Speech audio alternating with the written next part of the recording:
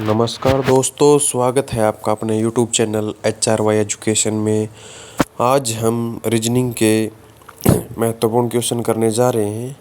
आशा करते हैं कि ये क्लास आपको पसंद आएगी। अगर आप चैनल पर पहली बार आए हैं तो चैनल को लाइक, शेयर एंड सब्सक्राइब करना न भूलें। तो आज टोटल हम 10 क्वेश्चन करने जा रहे हैं जो बहुत ही महत्वपूर्ण है और उनको ट्रिक के हिसाब से करेंगे।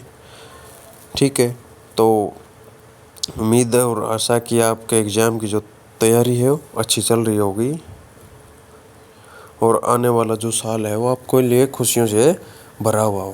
तो चलते हैं आज हम अपने पहले क्वेश्चन के ऊपर। ठीक है, तो आज का हमारा जो पहला क्वेश्चन है वो है, नीचे दिए गए प्रश्न में संबंधित शब्द को चुनना है। जैसे कि आदमी का जो संबंध चलना से है तो मछली का किससे होगा, हमें ये बताना है। जैसे आदमी चलता है तो मछली क्या करती है, मछली? तो मछली क्या करती है, तैरती है। तो यानी कि यहाँ पर ऑप्शन नंबर क्या हो जाएगा, बी, तैरना। तो मछली का संबंध किससे हो जाएगा, आदमी का जिस प्रकार से चलना से है वैसे मछली का तैरना से हो जाएगा। यानी कि ऑप्शन नंबर बी जो है हमारा राइट आंसर हो जाएगा। तो क्या हो जाएगा हमारा ऑप्शन बी राइट आंसर हो जाएगा। चलिए आगे अगले पे चलते, नेक्स्ट पे। नीचे दिए गए प्रश्न में संबंधित संख्या को चुनिए। यानी जो ये संख्या दे रखी है कि 41 से का संबंध जो 4 से है तो 37 का किससे होगा। अब सबसे पहले देखने वाली बात यह है कि हमने ये देखना कि 41 से 4 कैसे बना और फिर 37 से क्या बनेगा।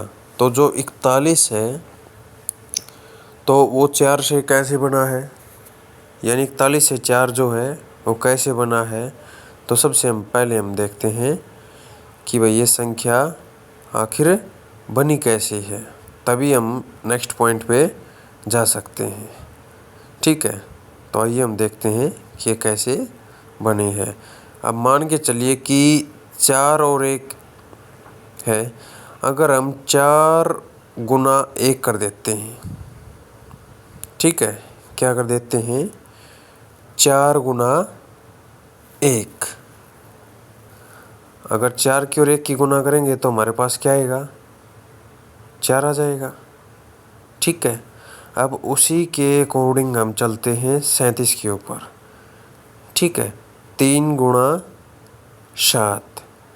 तो 3 की और 7 की गुना करेंगे तो हमारा कितना आ जाएगा, 3 सत्ता 21।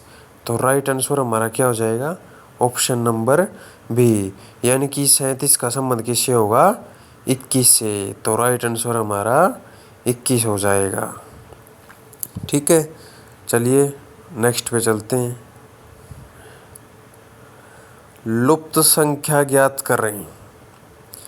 अब ये हमें संख्या दे रखी है, ठीक है, और इनमें से एक को हमें ज्ञात करना है। ठीक है, क्वेश्चन मार्क है, इसकी जगह पे क्या आएगा इसका हमें पता करना है।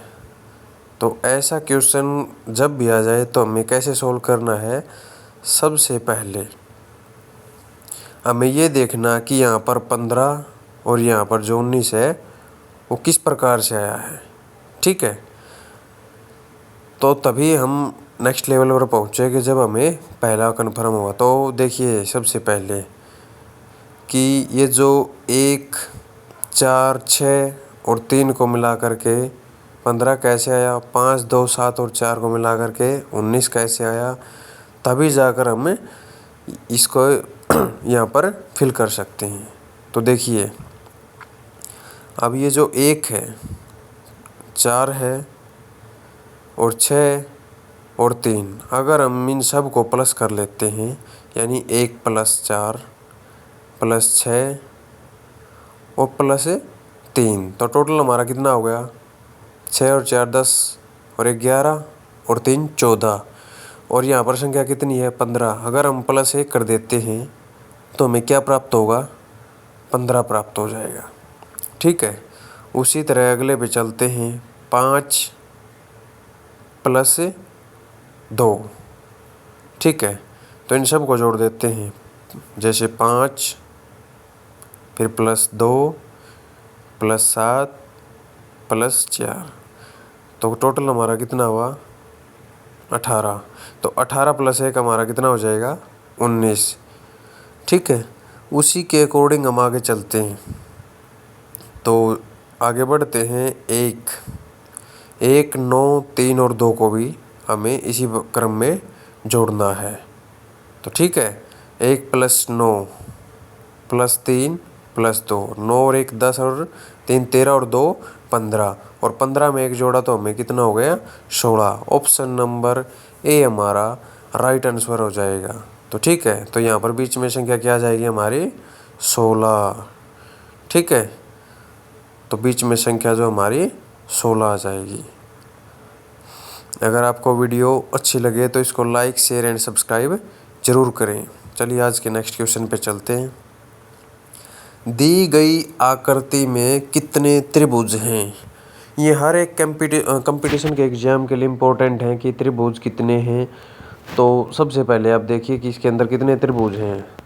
तो हम स्टार्ट करते हैं।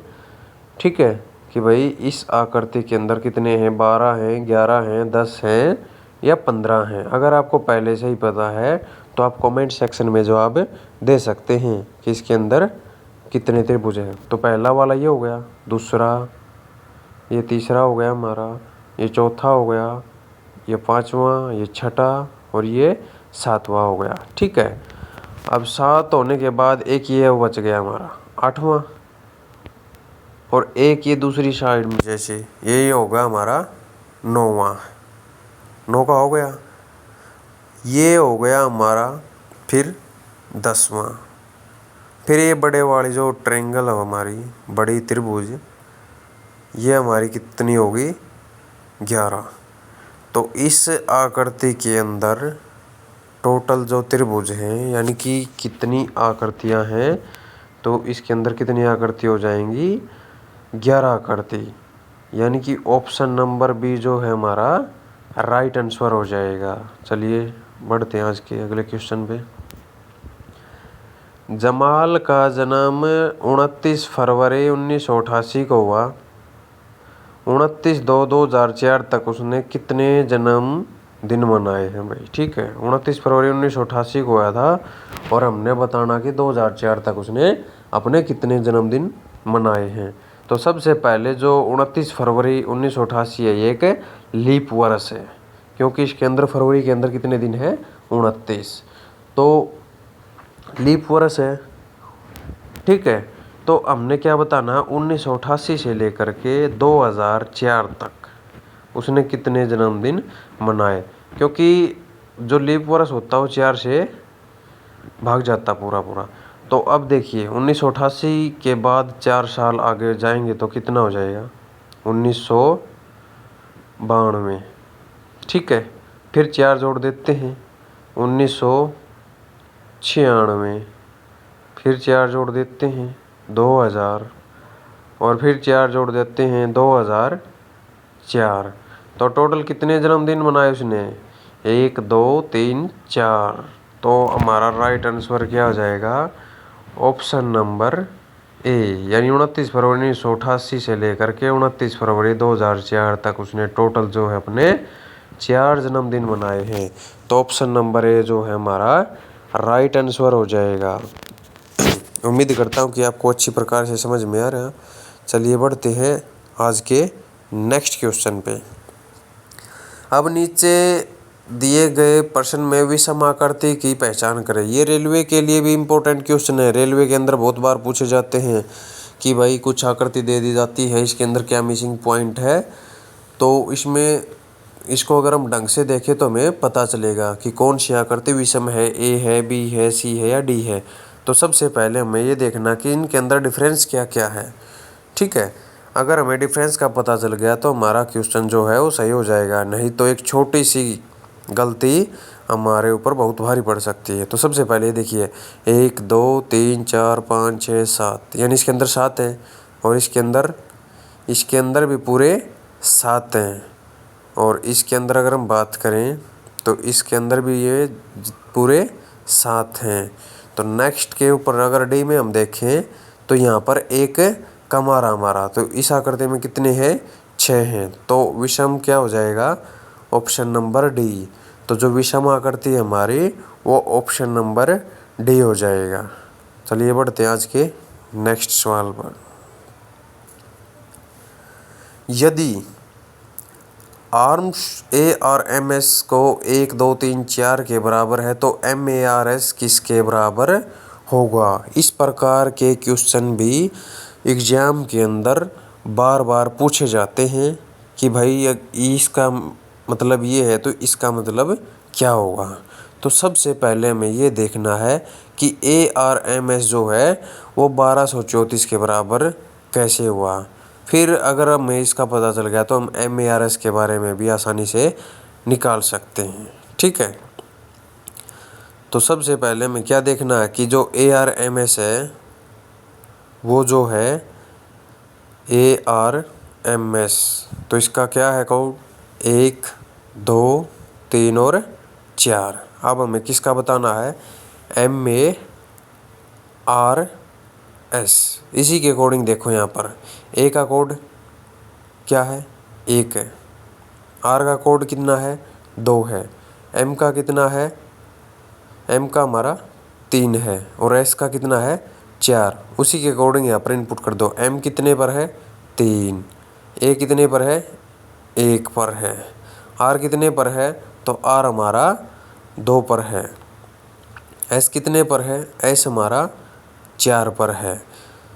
तो कितना हो गया हमारा? 3124। 3124 किस ऑप्शन के अंदर है? तो ऑप्शन नंबर ए जो है वो हमारा राइट आंसर हो जाएगा, यानी 3124 ऑप्शन नंबर ए हमारा राइट आंसर हो जाएगा। तो चलिए बढ़ते हैं आज के नेक्स्ट क्वेश्चन पर। नीचे दिए गए शब्दों का सही वेन आरेख बताएं। आज की जो वीडियो है बहुत ही महत्वपूर्ण है क्योंकि इसमें हर टॉपिक से सवाल उठाए गए हैं और इन्हीं से रिलेटेड क्वेश्चन पूछे भी जाते हैं एग्जाम के अंदर। तो देखिए, सूर्य, चंद्र और अणु, तो सही वेन आरेख बताना है सूर्य, चंद्र और अणु। तो इनमें से कौन सी जो आकृति है वो सही होगी। ठीक है, तो जो अणु है उससे चंद्र और सूर्य दोनों बने हैं। अणुओं से क्या बने हैं? सूर्य और चंद्र। लेकिन एक बात ध्यान रखने लायक है कि सूर्य अलग है और चंद्र अलग है। ठीक है, क्या बात है कि ये दोनों अलग अलग हैं, तो इन्हें हमें अलग अलग ही रखना है। तो जैसे आकृति कौन सी सही हो जाएगी हमारी? सी। ऑप्शन नंबर सी जो है वो हमारा राइट आंसर हो जाएगा इसके अंदर। चलिए चलते हैं आज के नेक्स्ट क्वेश्चन पे। नीचे दिए गए श्रृंखला को पूरा करें। अब श्रृंखला से संबंधित क्वेश्चन भी एग्जाम के अंदर बहुत बार पूछे जाते हैं। तो सबसे पहले मैं देखना कि 8 से 16, 16 से 48, 48 से 96 और 96 से 288 और फिर 576 किस प्रकार से बने हैं। मान के चलिए कि हमने कैसे बने हैं। अगर हम 8 की मल्टीप्लाई यानी 8 गुणा 2 कर दें तो कितना हो जाएगा? 8 गुणा 2 16। तो 16 गुणा 3 48, 48 गुणा 2 96, 96 गुणा 3 तो कितना हो जाएगा? 288 और 288 गुणा 2 तो कितना हो जाएगा? 576। कितना हो जाएगा? 576।